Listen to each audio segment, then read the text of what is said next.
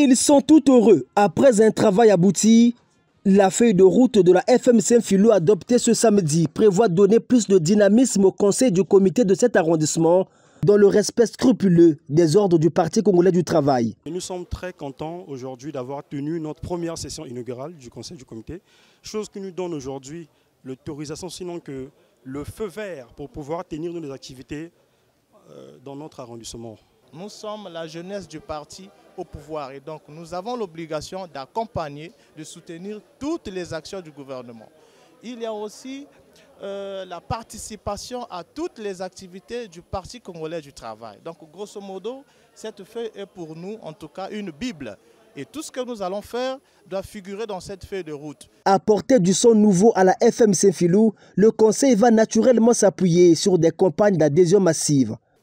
Nous allons repartir sur la base de recenser et nous allons lancer une grande campagne d'adhésion pour la FMC et nous allons monter des grandes bases au niveau de diverses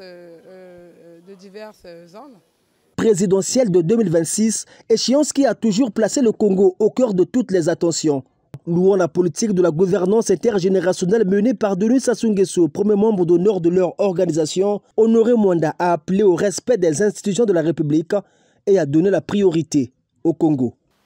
La force montante congolaise a pris sa part de responsabilité en contribuant significativement au progrès des lois au profit des jeunes dans notre pays depuis quelques années. Et tout ceci, c'est grâce à la politique de gouvernance intergénérationnelle édictée et initiée par son premier membre d'honneur, le grand ami de la jeunesse. Les échéances fixées par les lois qui régissent notre pays devraient avoir lieu dans un futur proche. Notre parti, dans la paix et la concorde nationale, s'attelle à y participer. Nous devrons nous investir pour que le rendez-vous de la démocratie ne soit pas une occasion gâchée. Nous appelons toutes les classes politiques, notamment les jeunes, et l'ensemble des forces vives de la nation à préparer cette échéance en donnant la priorité au Congo. Donc nous devons tous être gardiens de la paix et de la concorde nationale.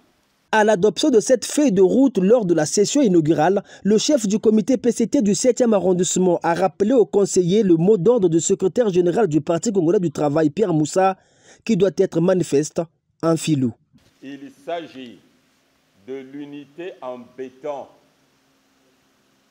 l'unité inséparable, la discipline, la cohésion et la solidarité qui doivent régner parmi vous.